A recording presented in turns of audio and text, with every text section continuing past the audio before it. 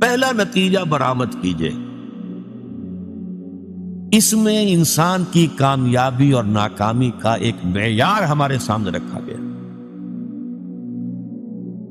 اگر یہ چار چیزیں ہیں تو انسان کامیاب، چاہے مفلس ہو، علاش ہو، دنیا میں اس کو کوئی جاننے والا نہ ہو، کوئی پہچانتا نہ ہو، اگر یہ چار چیزیں ہیں تو وہ کامیاب۔ اور اگر یہ چیزیں نہیں ہیں تو چاہے بادشاہ ہو، لکھپتی ہو، کروڑ پتی ہو، چاہے بہت زبردست اونچے محل میں حویلیوں میں رہتا ہو، کچھ بھی ہو، وہ ناکام ہے۔ کامیابی اور ناکامی، ذالک یوم التغابن، آگے چل کر جب سورہ تغابن ہم پڑھیں گے تو یہ نقطہ کھل کر تفصیل سے آئے گا۔ قرآن مجید کی یہ سورت ہمارے سامنے معیار رکھ رہی ہے، کامیابی کا معیار کیا، ناکامی کا معیار۔ دیکھیے ہر انسان، کچھ لوگ تو ہوتے ہیں بہت ہی ڈھیلے ڈھالے قسم کے، جن کی زندگی میں کوئی خاص امنگ، کوئی ولولہ نہیں ہوتا، کوئی مقصد نہیں، کچھ نہیں، گویا کہ وہ خود زندہ نہیں ہوتے بلکہ زندگی انہیں گزار رہی ہوتی۔ لیکن اکثر لوگ جو آپ کو ملیں گے، کوئی نہ کوئی امبیشنز ہے، کوئی مقاصد ہے، کوئی نہ کوئی نام سامنے جو ہے، کوئی طالب علم ہے، ان سے جا کے پوچھئے، کوئی کہے گا میں ڈاکٹر بننا چاہتا ہوں، میں انجینئر بننا چاہتا ہوں، میں کمپیوٹر کی تعلیم حاصل کرنا چاہتا ہوں، میں کوئی بڑا وکیل بننا چاہتا ہوں۔ ہر شخص کے سامنے کامیابی کا کوئی نہ کوئی معیار ہے۔ وَلِكُلٍّ وِجْهَةٌ هُوَ مُوَلِّيهَا، ہر ایک نے اپنے لیے ایک ہدف معین کیا ہوا ہے اور اسی کی طرف وہ کیے ہوئے بھاگ دوڑ کر رہا ہے۔ ہمارے ذہنوں میں کامیابی کے معیارات ہیں، زیادہ دولت ہو جائے کامیابی ہے۔ ہم عام طور پر یہ نہیں سوچتے یہ دولت حرام سے آئی ہے یا حلال سے آئی۔ بہت اونچا محل دیکھا، محسوس ہوا یہ لوگ تو یہ شخص جو اس میں رہ رہا ہے بہت، جیسے کہ قارون جب نکلا تھا اپنے پورے شان و شوکت کے ساتھ تو اس کی قوم کے لوگوں نے کہا تھا کہ یہ تو بڑا خوش نصیب انسان ہے، حظ عظیم والا ہے۔ لیکن جب پھر وہ دھسا دیا گیا زمین میں تو انہوں نے کہا کہ ہاں اللہ تعالیٰ کا بڑا فضل ہم پر ہوا کہ ہم قارون کے مانند نہیں تھے، ورنہ ہمیں بھی دھسا دیا گیا ہو۔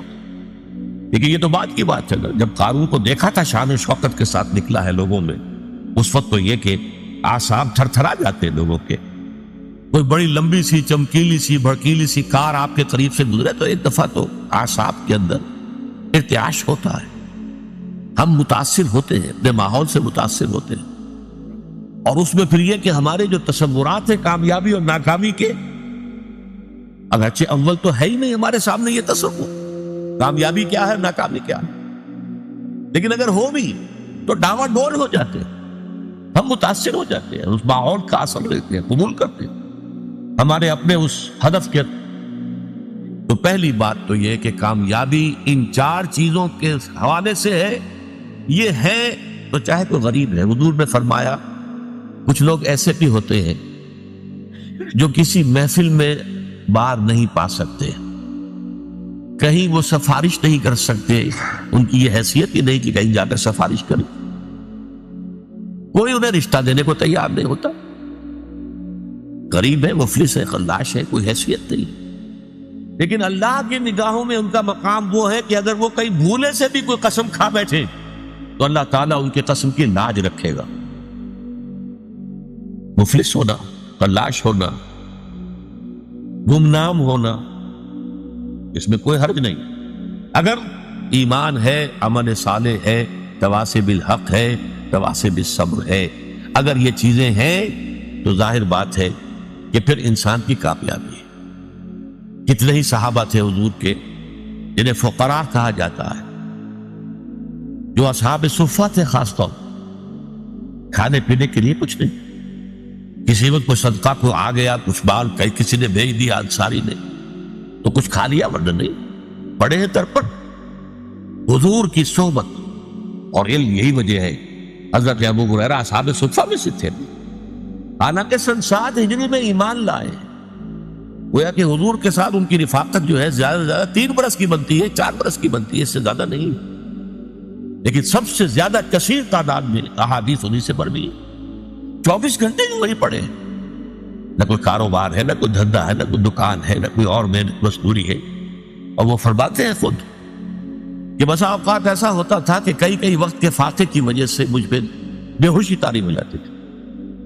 تو لوگ آتے تھے اور میری گردن پر اپنا پاؤں رکھتے تھے. وہ سمجھتے تھے کہ اسے مرگی کا دورہ پڑا ہے، حالانکہ مجھے بے ہوشی ہوتی تھی فاقے کی وجہ سے. یہ کیفیت تھی. لیکن کیا وہ ناکام تھے؟ نہیں. کامیابی اور ناکامی کا فرعون وہ کامیاب نہیں تھا، ناکام تھا. نمرود کامیاب نہیں تھا، ناکام تھا. قارون کامیاب نہیں تھا، ناکام. گویا کہ کامیابی کا معاملہ دولت سے، جائیداد سے، دنیاوی وجاہت سے، دنیاوی اقتدار سے، کسی شے سے متعلق نہیں ہے. کامیابی کا تعلق اگر ہے تو وہ ایمان اور عمل صالح اور تواصی بالحق اور تواصی بالصبر سے. دوسرا نتیجہ نکالیے، اس سورہ مبارکہ میں کامیابی کی جو کم سے کم شرائط ہے وہ بیان ہو رہی ہے.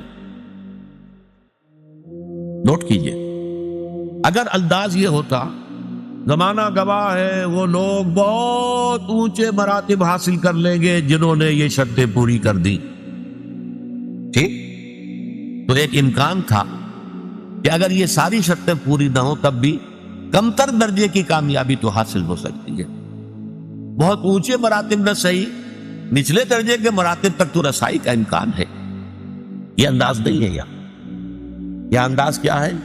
وَالْعَصْرِ إِنَّ الْإِنسَانَ لَفِي خُسْرٍ إِلَّا الَّذِينَ آمَنُوا وَعَمِلُوا الصَّالِحَاتِ وَتَوَاصَوْا بِالْحَقِّ وَتَوَاصَوْا بِالصَّبْرِ. زمانہ گواہ ہے اور زمانے کی قسم ہے، تمام انسان تباہ ہو گئے، برباد ہو گئے، سوائے ان کے جو یہ 4 شرطیں پوری کریں. یہ گویا کہ پاس مارکس ہیں. یہ فرسٹ ڈویژن سیکنڈ ڈویژن کی بات نہیں ہو رہی ہے، یہ ڈسٹنکشن کی بات نہیں ہو رہی ہے، بلکہ یہ در حقیقت بنیادی طور پر کامیابی کے لوازم ہے. کامیابی کے لوازم ہے، کامیابی کے لوازم، ورنہ ناکامی ہے، خسارہ ہے. استثناء جو ہے وہ اس کو واضح کر رہا ہے. تیسری بات اور بڑی اہم ہے، جب اللہ تعالی کامیابی کو 4 شرطوں کے ساتھ مشروط قرار دے رہا ہے، ظاہر بات ہے یہ چاروں لازم ہیں. ان میں سے کسی کو بھی کم کر دینے کا آپ کو اختیار نہیں. یہ اللہ کا کلام ہے، اس میں شاعری نہیں ہے، اس میں کوئی قافیے اور ردیف کی رعایت سے کوئی الفاظ بڑھا نہیں دیے گئے، اس میں کوئی مبالغہ نہیں ہے. یہ تو ایک ایک حرف اپنی جگہ پر اٹل ہے. وَالْعَصْرِ إِنَّ الْإِنسَانَ لَفِي خُسْرٍ إِلَّا الَّذِينَ آمَنُوا وَعَمِلُوا الصَّالِحَاتِ وَتَوَاصَوْا بِالْحَقِّ وَتَوَاصَوْا بِالصَّبْرِ. یہ چاروں چیزیں لازم. اس کو یوں سمجھیے کہ اگر کوئی معالج آپ کا، آپ گئے ہیں، آپ نے نبض دکھائی ہے، یہ جو بھی اپنا تشخیص ہوئی ہے، اب نسخہ لکھا گیا ہے، اس میں 4 دوائیں لکھ دی گئی، آپ نے اس میں سے اپنی مرضی سے 3 ختم کر دی یا 2 ختم کر دی یا 1 بھی ختم کر دی فرض کیجئے، تو اب یہ نسخہ اس ڈاکٹر کا نہیں رہا، یہ اب آپ کا نسخہ ہے. آپ کو معلوم ہے نسخوں میں یہ ہوتا ہے کہ ایک دوا کے کوئی سائیڈ ایفیکٹس ہیں جو خراب ہیں، اس کے کچھ سمی اثرات ہیں، زہریلے اثرات ہیں، تو دوسری شے شامل کی جاتی کریکٹیو کی حیثیت سے کہ اس کا ازالہ ہو جائے. آپ نے وہ کریکٹیو نکال دیا تو مارے گئے. وہ نسخہ شفا نہیں رہے گا، وہ نسخہ ہلاکت بن جائے گا. آپ اس میں سے کسی بھی شے کو ساقط کرنے کا حق نہیں رکھتے، بلکہ اس کے اندر تباہی اور بربادی آ جائے. یہ بات کیوں میں اس ایمفیسس کے ساتھ کہہ رہا ہوں؟ آپ اگر جائزہ لیں گے تو معلوم ہوگا کہ ہماری عظیم اکثریت محض ایمان کی بنیاد پر کامیابی اور نجات اور فوز و فلاح کی 100% امیدوار بن کر بیٹھی ہوئی، اور ایمان بھی صرف زبانی کلامی ایمان. اور اگر عمل صالح کو تھوڑا بہت ہو گیا، نماز روزہ ہو گیا، تو کیا کہنے صاحب، اس کے بعد تو ظاہر بات ہے کہ کوئی سوال ہی پیدا نہیں ہوتا کہ ہمارا کئی معاملہ جو ہے ناکامی کا ہو جائے. تواصی بالحق اور تواصی بالصبر تک تو کسی کے پہنچنے کا سوال ہی نہیں، ہمارے ذہنوں سے خارج ہے. یہ بھلائی کی تبلیغ کرنا یہ مولویوں کا کام ہے، ہمارا کام تو نہیں. یہ ہمارے تصورات ہیں.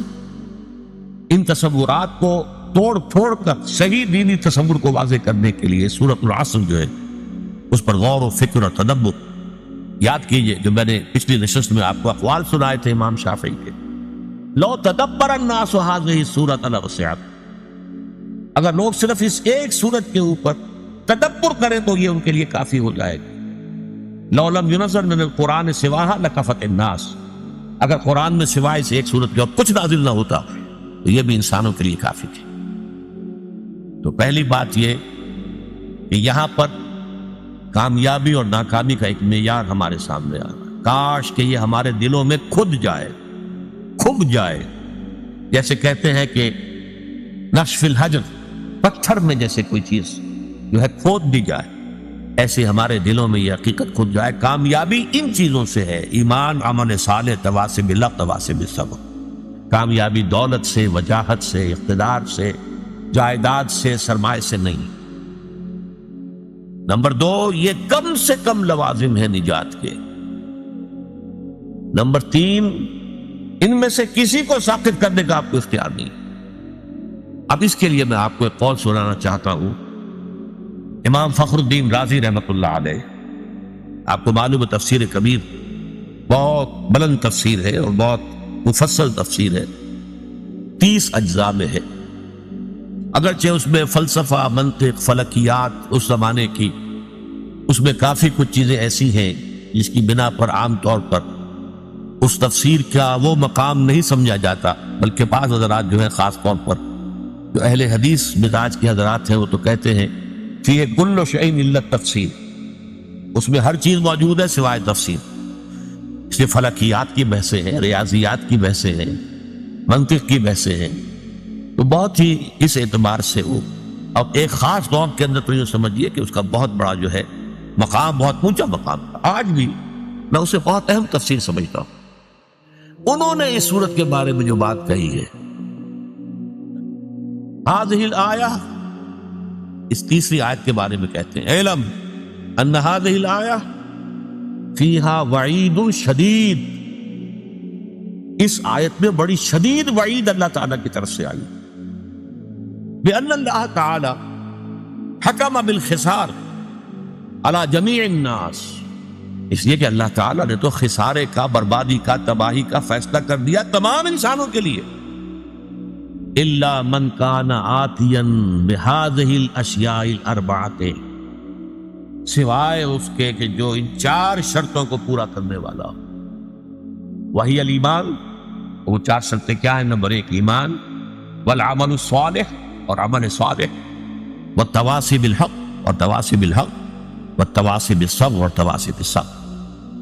ودل ذالک، یہ ہے جملہ جو ہے دل ذالک، اس سے دلالت ہوئی اس بات کی طرف، رہنمائی ہوئی اس بات کی طرف، ان النجات معلقۃ بمجموع هذه الاشیاء، کہ نجات معلق ہے، منحصر ہے ان 4 چیزوں کے مجموعے پر. یہ ہے نتیجہ. منطقی اعتبار سے اس جملے سے یہ نتیجہ نکلتا ہے، صحیح نکلتا ہے، 100% درست. اسی نجات کے لفظ کو جو میں نے لیا ہے، جو اس قول میں ہے امام راضی کے، نجات کی راہ، سورۃ العصر کے موضوع پر بھی میری کتاب ہے، اور میں مشورہ دوں گا جن کو بھی دلچسپی سورہ مبارکہ سے ہو گئی ہو وہ ضرور اس کتاب کا مطالعہ کریں. اس میں ایک تحریر بھی میری شامل ہے، ایک تقریر شامل ہے. ظاہر بات ہے کہ میں ان نشستوں میں تو ان تفاصیل میں جا نہیں سکتا، اور یہ کہ میری تحریر جو اس میں شامل ہے وہ آج سے 35 برس قبل کی ہے، 36 برس قبل کی ہے. ظاہر بات ہے کہ اب اس وقت جو بھی جوش و خروش تھا وہ اب تو نہیں ہے، لیکن یہ کہ جن حضرات کو بھی دلچسپی ہو ضرور اس کتاب کا مطالعہ کریں. نجات کی راہ، سورۃ العصر کی روشنی. تو تیسری بات جو میں نے آپ کو بتائی، چوتھی، یہ 4 چیزیں جو ہیں یہ لازم ہیں، ان میں سے کسی ایک کو بھی ساقط کرنے کا ہمیں اختیار نہیں. چوتھی بات، 5ویں بات نوٹ کیجئے، یہ 4 چیزیں لازم و ملزوم ہیں آپس میں. ایمان اگر حقیقی ہوگا، عمل صالح لازماً پیدا ہو. ممکن نہیں ہے کہ ایمان حقیقی ہو اور پھر عمل درست نہ ہو، کیسے ممکن؟ اس ایمان کی پھر 2 دھیلے کی قیمت نہیں جس کی بنا پر انسان کا عمل درست نہ ہو سکے. بہت سی احادیث میں ہم دیکھتے ہیں کہ غلط اعمال کی بنیاد پر ایمان کی نفی مطلق کی گئی. ایسی شدید حدیث بھی ہے، واللہ لا یؤمن واللہ لا یؤمن واللہ لا یؤمن، خدا کی قسم فلاں شخص مومن نہیں ہے، خدا کی قسم وہ مومن نہیں ہے، خدا کی قسم وہ مومن نہیں ہے. صحابہ کانپ گئے، لرز گئے. پوچھا من یا رسول اللہ، حضور کس کے بارے میں ارشاد فرما رہے ہیں؟ جواب سنیے، غور سے سنیے. فلاں شخص الذی لا یامن جوارہ بوائقہ، وہ شخص کے جس کی ایذا رسانی سے اس کا پڑوسی چین میں نہیں ہے. کسی گناہ کبیرہ کا ذکر یہاں نہیں ہوا، زنا کا نہیں ہے، چوری کا نہیں ہے، ڈاکے کا نہیں ہے، شرک کا نہیں ہے. کس چیز کا؟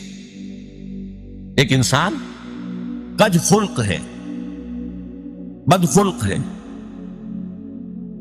اس کی ایذا رسانی ہے، پڑوسی کو تنگ کرتا ہے، پریشان کیے رکھتا ہے.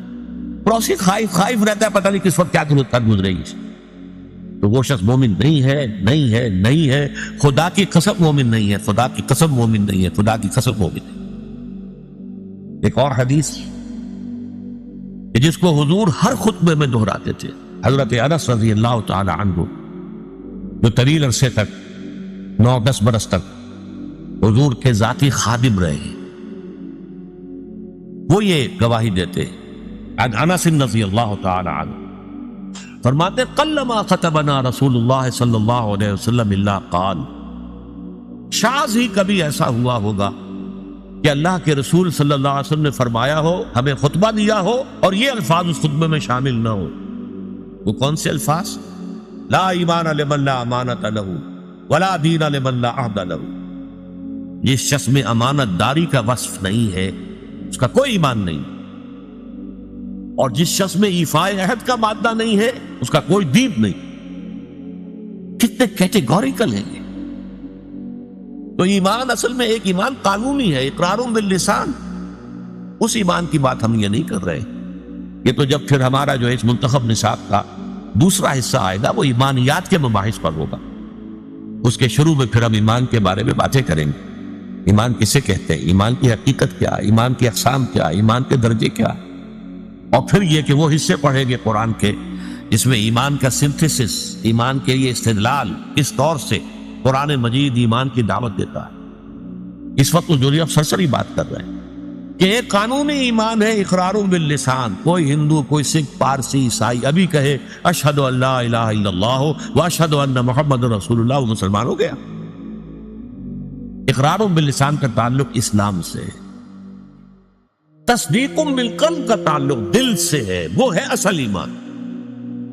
اور جب دل میں ایمان پیدا ہو جائے، یقین کی کیفیت ہو جائے، پرسنل کنوکشن ہو جائے، تو انسان کے اعمال جو ہے وہ قلب کے تابع ہوتے ہیں. حضور نے فرمایا الا فی الجسد مضغۃ اذا صلح صلح الجسد كله واذا فسدت فسد الجسد كله الا وهي القلب. آگاہ ہو جاؤ، انسان کے جسم میں ایک لوتھڑا ایسا ہے، اگر وہ درست ہو سارا جسم درست ہو جائے گا، اگر اس میں فساد ہو سارا جسم میں فساد ہو جائے گا. اور آگاہ ہو جاؤ، وہ دل میں یقین آ جائے، ایمان آ جائے، پھر عمل درست ہو جائے. اسی طرح حضور نے فرمایا، جیسے میں نے کہا تھا وہ تو ایک تھی کج خلقی، صرف گناہ کبیرہ پر بھی کہا لا یزنی الزانی حین یزنی وہو مومن ولا یسرق السارق حین یسرق وہو مومن ولا یشرب الخمر حین یشرب وہو مومن. کوئی زانی حالت ایمان میں زنا نہیں کر سکتا. کیسے ممکن ہے؟ ایمان بھی دل میں اور زنا بھی ہو رہا ہو. کوئی چور حالت ایمان میں چوری نہیں کر سکتا. کیسے ممکن ہے؟ دل میں ایمان ہو، وہ ایمان دھیلے کا نہیں پھر. اور کوئی چور حالت ایمان میں چوری نہیں کرتا، کوئی شرابی حالت ایمان میں شراب نہیں پیتا. ایمان حقیقی نہیں ہوتا، ایمان قانونی ہے. مسلمان تو وہ رہے گا. چور بھی مسلمان ہے، زانی بھی مسلمان ہے، شرابی بھی مسلمان ہے. آپ حد جاری کیجئے، چور کا ہاتھ کاٹ دیجئے، جو چاہیں کرے، لیکن وہ مسلمان رہے گا. قانون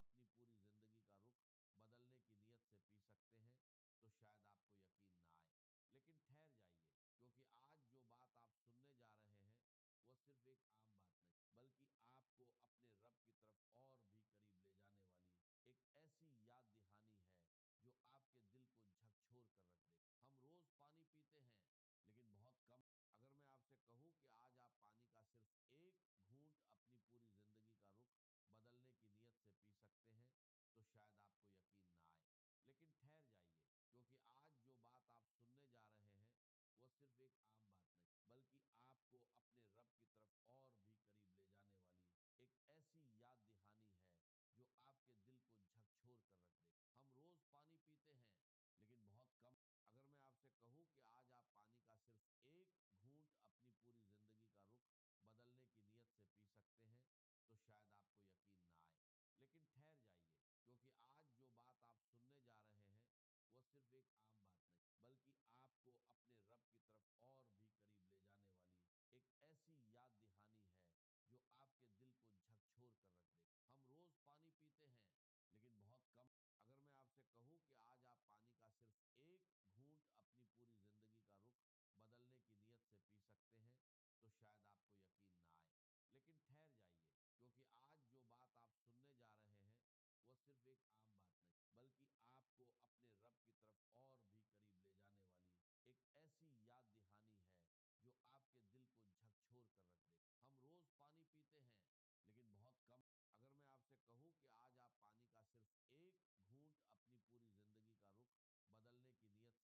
لیکن ٹھہر جائیے، کیونکہ آج جو بات آپ سننے جا رہے ہیں وہ صرف ایک عام بات نہیں، بلکہ آپ کو اپنے رب کی طرف اور بھی قریب لے جانے والی ایک ایسی یاد دہانی ہے جو آپ کے دل کو جھکجھور کر رکھ دے. ہم روز پانی پیتے ہیں لیکن بہت کم. اگر میں آپ سے کہوں کہ آج آپ پانی کا صرف ایک گھونٹ اپنی پوری زندگی کا رخ بدلنے کی نیت سے پی سکتے ہیں تو شاید آپ کو یقین نہ آئے. لیکن ٹھہر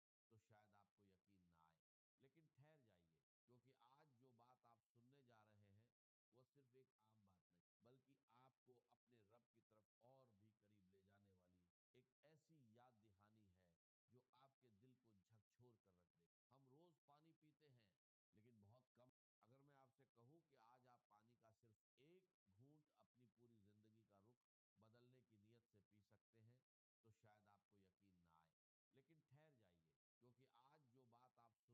کی نیت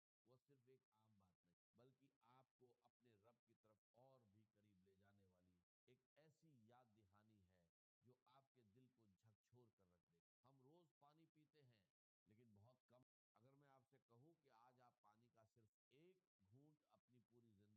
ہم روز پانی پیتے ہیں لیکن بہت کم. اگر میں آپ سے کہوں کہ آج آپ پانی کا صرف ایک گھونٹ اپنی پوری زندگی کا رخ بدلنے کی نیت سے پی سکتے ہیں تو شاید آپ کو یقین نہ آئے. لیکن ٹھہر جائیے، کیونکہ آج جو بات آپ سننے جا رہے ہیں وہ صرف ایک عام بات نہیں، بلکہ آپ کو اپنے رب کی طرف اور بھی قریب لے جانے والی ایک ایسی یاد دہانی ہے جو آپ کے دل کو جھکجھور کر رکھ دے. ہم روز پانی پیتے ہیں لیکن بہت کم. اگر میں آپ سے کہوں کہ آج آپ پانی کا صرف ایک گھونٹ اپنی پوری زندگی کا رخ بدلنے کی نیت سے پی سکتے ہیں تو شاید آپ کو یقین نہ آئے. لیکن ٹھہر جائیے، کیونکہ آج جو بات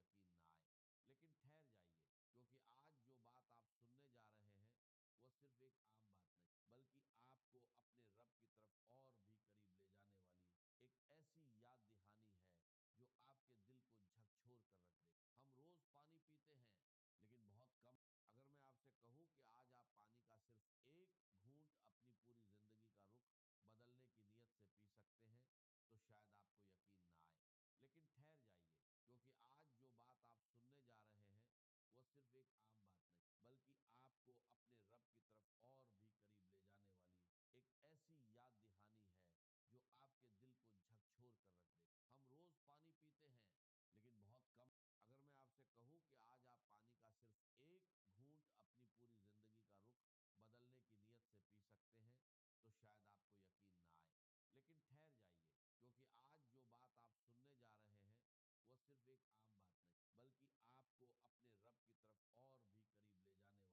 کیونکہ آج جو بات آپ سننے جا رہے ہیں وہ صرف ایک عام بات نہیں، بلکہ آپ کو اپنے رب کی طرف اور بھی قریب لے جانے والی ایک ایسی یاد دہانی ہے جو آپ کے دل کو جھکجھور کر رکھ دے. ہم روز پانی پیتے ہیں لیکن بہت کم. اگر میں آپ سے کہوں کہ آج آپ پانی کا صرف ایک گھونٹ اپنی پوری زندگی کا رخ بدلنے کی نیت سے پی سکتے ہیں تو شاید آپ کو یقین نہ آئے.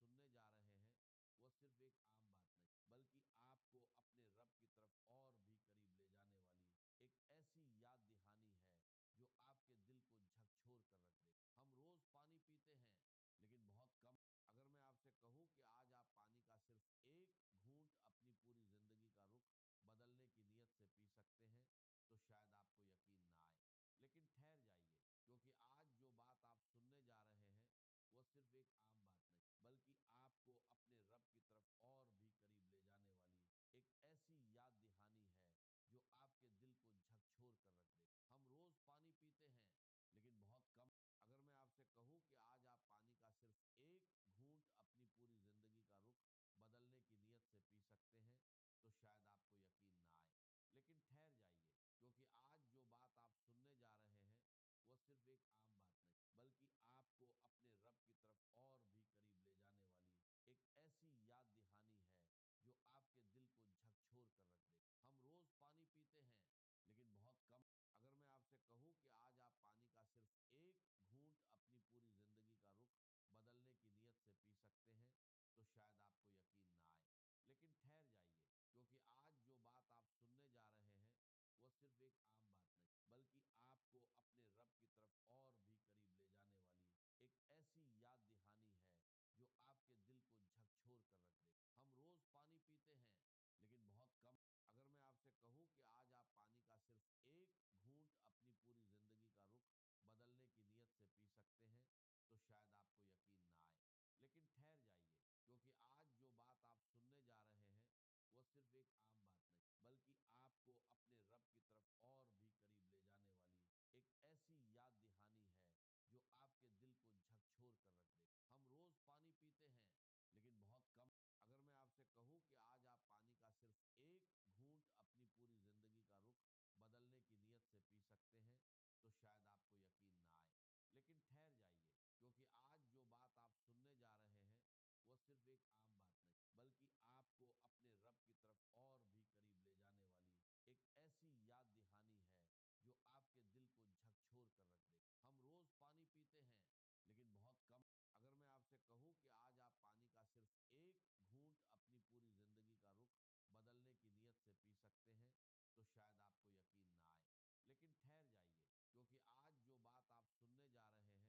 گھونٹ اپنی پوری زندگی کا رخ بدلنے کی نیت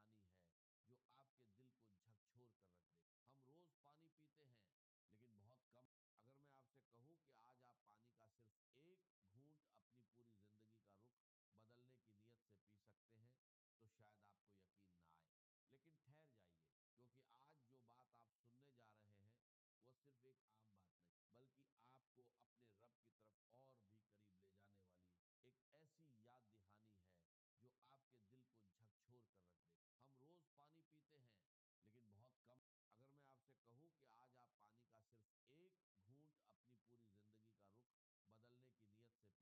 میں آپ سے کہوں کہ آج آپ پانی کا صرف ایک گھونٹ اپنی پوری زندگی کا رخ بدلنے کی نیت سے پی سکتے ہیں تو شاید آپ کو یقین نہ آئے، لیکن ٹھہر جائیے، کیونکہ آج جو بات آپ سننے جا رہے ہیں وہ صرف ایک عام بات نہیں، بلکہ آپ کو اپنے رب کی طرف اور بھی قریب لے جانے والی ایک ایسی یاد دہانی ہے جو آپ کے دل کو جھکجھور کر رکھ دے۔ ہم روز پانی پیتے ہیں لیکن بہت کم۔ اگر میں آپ سے کہوں کہ آج آپ پانی کا صرف ایک گھونٹ اپنی پوری زندگی کا رخ بدلنے کی نیت سے پی سکتے ہیں تو شاید آپ کو یقین نہ آئے، لیکن ٹھہر جائیے، کیونکہ آج جو بات آپ سننے جا رہے ہیں وہ صرف ایک عام بات نہیں، بلکہ آپ کو اپنے رب کی طرف اور بھی قریب لے جانے والی ایک ایسی یاد دہانی ہے جو آپ کے دل کو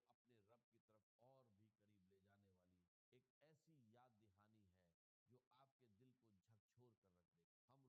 ہم روز پانی پیتے ہیں لیکن بہت کم۔ اگر میں آپ سے کہوں کہ آج آپ پانی کا صرف ایک گھونٹ اپنی پوری زندگی کا رخ بدلنے کی نیت سے پی سکتے ہیں تو شاید آپ کو یقین نہ آئے، لیکن ٹھہر جائیے، کیونکہ آج جو بات آپ سننے جا رہے ہیں وہ صرف ایک عام بات نہیں، بلکہ آپ کو اپنے رب کی طرف اور بھی قریب لے جانے والی ایک ایسی یاد دہانی ہے جو آپ کے دل کو جھکجھور کر رکھ دے۔ ہم روز پانی پیتے ہیں لیکن بہت کم۔ اگر میں آپ سے کہوں کہ آج آپ پانی کا صرف ایک گھونٹ اپنی پوری زندگی کا رخ بدلنے کی نیت سے پی سکتے ہیں تو شاید آپ کو یقین نہ آئے، لیکن ٹھہر جائیے، کیونکہ آج جو بات آپ سننے جا رہے ہیں وہ صرف ایک عام بات نہیں، بلکہ آپ کو اپنے رب کی طرف اور بھی قریب لے جانے والی ایک ایسی یاد دہانی ہے جو آپ کے دل کو جھکجھور کر رکھ دے۔ ہم روز پانی پیتے ہیں لیکن بہت کم۔ اگر میں آپ سے کہوں کہ آج آپ پانی کا صرف ایک گھونٹ اپنی پوری زندگی کا رخ بدلنے کی نیت سے پی سکتے ہیں تو شاید آپ کو یقین